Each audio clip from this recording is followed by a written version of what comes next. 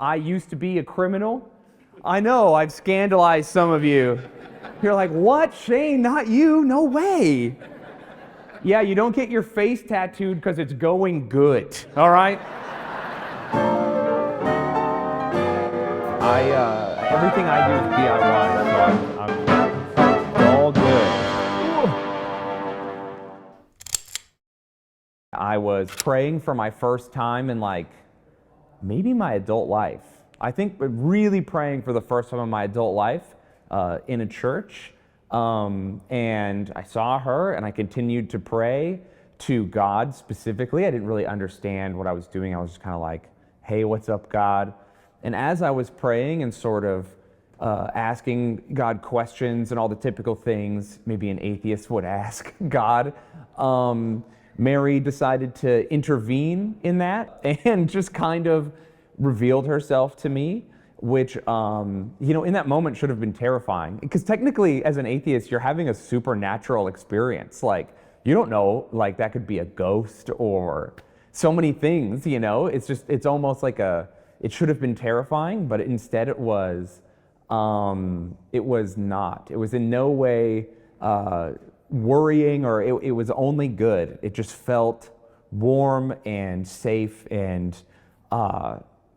different than anything I had felt in my adult life as a secular person who struggled with mental illness and all these other sorts of things. And so she revealed herself to me during prayer, and I saw her, and she just sort of reached out and touched me, and then she was gone, and I was different. And since then, I've had a very special devotion to Our Lady, and a very, she has a very special place in my heart for leading me to her son. But yeah, I intuitively, after encountering her, sort of intuitively grew closer to Jesus without understanding who she was, what her role in the plan of salvation is, or anything else. And so this is sort of, one of those moments where looking back, you're like, man, this is Christ Church. This is the one true church. We're really doing it. The fact that I encountered a woman who I didn't even know who she was or what her plan was, and through her intercession intuitively knew that I was growing closer to Jesus. I mean, that just says everything you need to know. My grandfather passed away, and I moved away from New York where I was living to be in Utah with him as he was passing away. I kind of decided that was more important than my career or whatever else I had going on in my life. And thank God I did that. That was the correct move. And so I spent all that time with him, and it was amazing, and he passed away. He died very bravely and very well. And then after he passed away, I was kind of surprised that I didn't have this immense amount of grief hanging over me or despair. And that was nice. And I began to feel really good about his life and his example. And the way he died was inspiring to me, despite the fact that he died in bed, which is something I personally am afraid of. Like all men, I would like to die sword fighting. That's not available to me in our modern times, but that's what you want.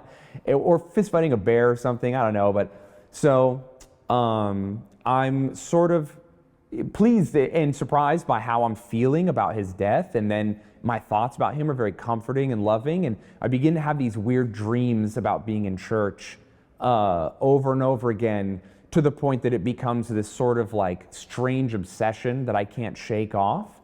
And only after I had been to church and then encountered our Lord and Our Lady and decided to become Catholic had I figured out that my grandfather is a baptized and confirmed Catholic. He was a Swiss immigrant, and I just didn't know that about him. He was 100 years old. Late in his life, he sort of just wasn't going to church and was infirm and all these other things. And so I had no idea that he was a Catholic. I realized, my grandfather 1,000,000% interceded in my life. And then through his intercession in my life, my mother is also converting. My brother is on the way. And so, yeah, our whole family is kind of, he basically got up there and made it happen for all of us. And so he's been taking care of the family since he was a young man, and now he's in heaven doing the same. The conversion of the heart and the conversion of the mind are two important, distinct things that we have to honor, both of them. Because many people have a conversion of the heart, and then they sort of leave out the mind, which weakens the heart. That God gives us a heart with which to love and a mind with which to know. And these things, they go together and they empower each other. And the more you build into one, the more you can build into the other, I feel personally. So my conversion of the heart began, I had this supernatural experience, and I was sort of like, in my head, I didn't realize that Catholicism had stuff you got to do. My version of Christianity I had grown up with was very like, all you got to do is know that Jesus is real and you're good to go. And so I began to hear all these rules and these things that the church expects of us. And then I began to read the Bible and see things Jesus was saying. And then I began to read the catechism and understand the doctrine. So my heart is converted. I give my life to Jesus. I'm all in. I'm chomping at the bit to get baptized, all these other things. But I began to struggle with doctrine. And that's when I realized I need to convert my mind. My heart is in, but I need to really delve in. And so I began to encounter all these apologists and go into the history. And then I found Thomas Aquinas. And, Thomas Aquinas, pray for us. He's the man. So after I began to read about the Summa and all these other things, and I began to understand God's plan for us and the natural law and where the doctrine comes from and church history, it began to deepen my faith and my prayer life. And I truly feel the more I know, the less I know, and that deepens the conversion of my heart. Yeah, they're two distinct things and they're very important, but my heart was converted before my mind. I definitely, as I converted, was like, oh man, I gotta be pro-life now? Like that's gonna be tough. People are gonna be mad at me. Does this even make sense? And then you get into it and you see like, oh no, God has a plan and this is definitely the right way to do things. As a lay person or a secular person, you always hear about Catholic guilt. And then you convert and you realize that we're the only religion with like a specific release valve for guilt. So the concept of Catholic guilt makes no sense to me now. I'm like, oh, you mean you're just not following the rules and your conscience is bothering you? You're dumb. So like you gotta get on that, brother. If you have guilt, just go to reconciliation. After I encountered our Lord and accepted Him and Our Lady, and I began to pray and deepen my spiritual life, it was only then that I looked back on my childhood and realized like, oh, I'm okay. I had been healed without realizing it until I was trying to confront these things. My childhood, which was like a sticking point for me, a tough thing that I really struggled with. I have an eidetic memory. And so if someone mentions a memory or something that happened, I can recall it perfectly visually in my mind.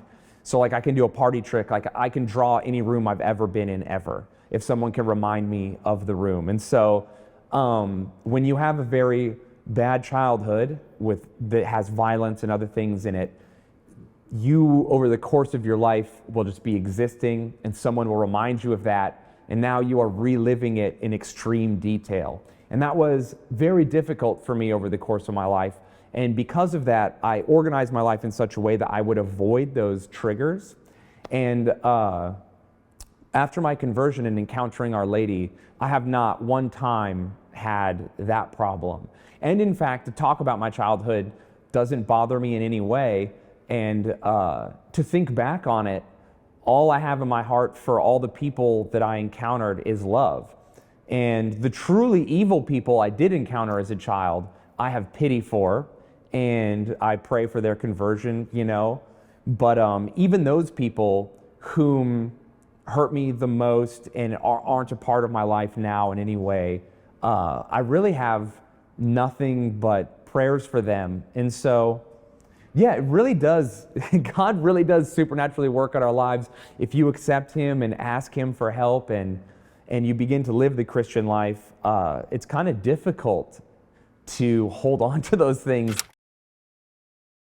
People feel like, well, I can come to Christ, but then I have to give up my authenticity. I can't be myself. I can't be interested in this music. I can't be interested in these things, or I swear too much, or I'm a provocative person, or I'm into these things that seem at odds with the gospel.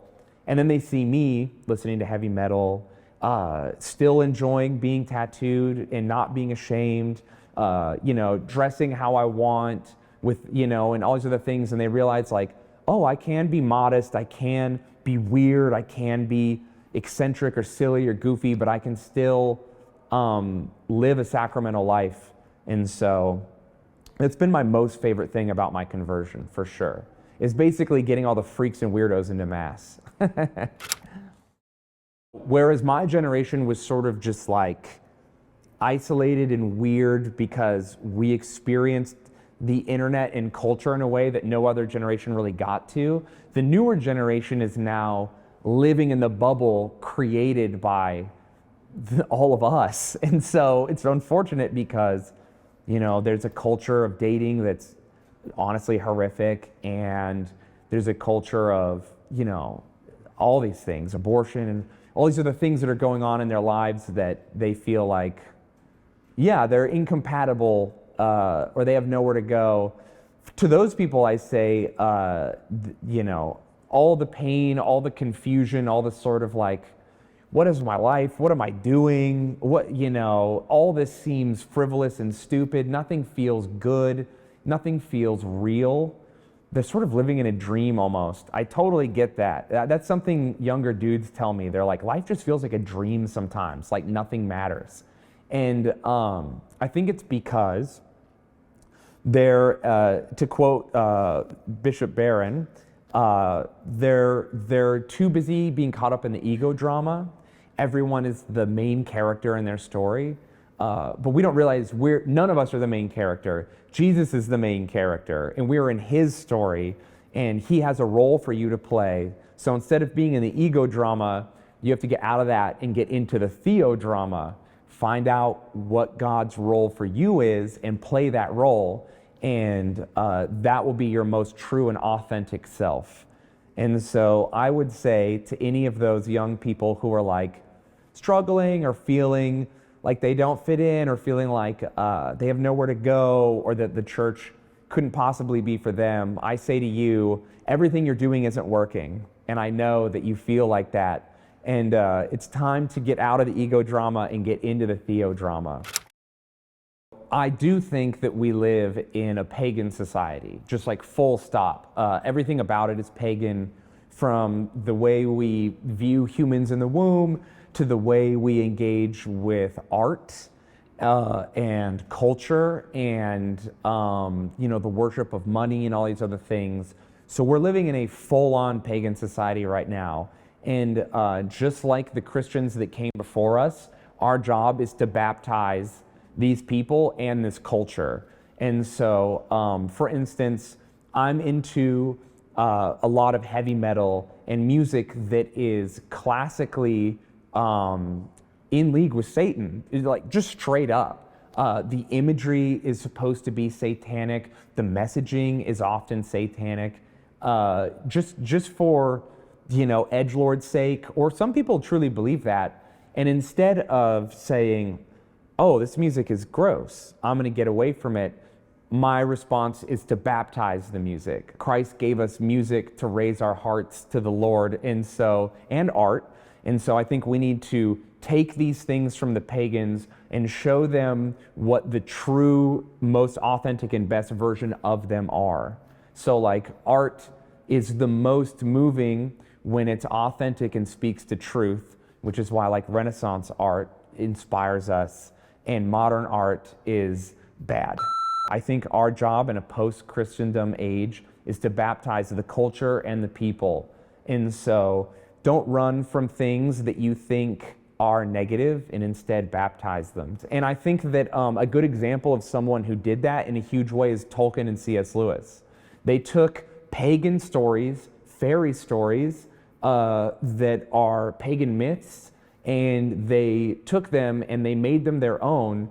And while C.S. Lewis very expressly and overtly has Christian themes and imagery that are like undeniable, it's like a full-on allegory, Tolkien took all these pagan stories and these pagan myths and said, they point to truth, I'll write my own, and it will be a deeply Catholic work. And though it's not overt, it is a baptized version of those stories. And so it's your job as a Christian to get out there and baptize these pagan cultures. Saint Therese of Lisieux has been just there the whole time. She was there from the beginning of my conversion as I began to learn about the saints, and she's still a huge deal for me. In my office, I have a giant picture of her, and she's wonderful. Other saints, St. Michael's big for me. St. Joseph is huge. St. Michael for all the reasons masculine people just love St. Michael. There's just something about, crushing the devil with your foot that rocks and is awesome. And so that's very cool. The St. Michael's prayer is a big deal. Me and my daughter pray it every night. And then St. Joseph, I've heard Bishop Robert Barron, who is a big deal during my conversion. I love all his stuff. The Word on Fire ministry is great. And so he says that St. Joseph is one of the greatest saints of all time, which is very peculiar because he said nothing. No one really references him. All he did was live a life as Christ's father and die. So he just was the best father he could be. He was humble. He didn't ask for anything. He didn't try to make himself the center of the ego drama. He firmly planted himself in the theodrama, did exactly what God tells you to do when you're a father, and made an exit. So I think that there's something so cool and stoic in the best way, and just incredibly manly about I'm here to take care of God's mother and God, and then I'm out. He just did the thing. He did his duty to the letter, nothing extra, nothing less, and he peaced out. And that made him a truly great man. And I mean, his nickname is Terror of Demons. So I just think there's something so cool about just being the best father you can be, and that terrifies the devil. St. Joseph, pray for me, help me out, big dog. Give me some of that super dad juice you got going on. I got to be in a motorcycle club the same way rich kids go to university, okay? Because their daddy went. Sure, yeah. Oh, heck yeah, dude. All right, let's go. I've been to places where they want you to eat weird food. Have you ever had a garbage plate? This is better than that. My instinct is to put all this cheese on here. Oh yeah, dude. All right, here we go. I gotta make sure to get a little bit of everything on here. That's so weird, but it's good. What in the world? This is a thing you guys eat a lot out here. You guys are like, let's go get some Skyline chili. Are you doing late night DoorDash orders for this? Oh, that hot sauce is not pulling around. I'm gonna eat this. I'm gonna full on eat this. This is good.